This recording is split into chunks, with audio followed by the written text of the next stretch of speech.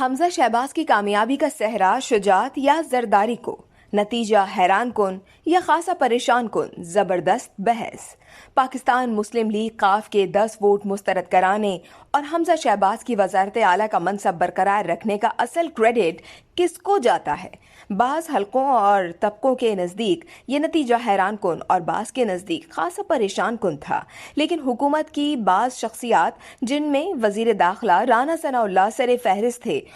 وہ حتمی فیصلے سے قبل نہ تو خود منظر عام پر آئے اور نہ ہی ان کا کوئی بیان۔ اسی طرح مریم نواز جو مبینہ طور پر کورونا کا شکار ہونے کے باعث قرنطینہ ہو چکی ہیں، ان کا بیان بھی کامیابی کے اعلان کے بعد ہی سامنے آیا۔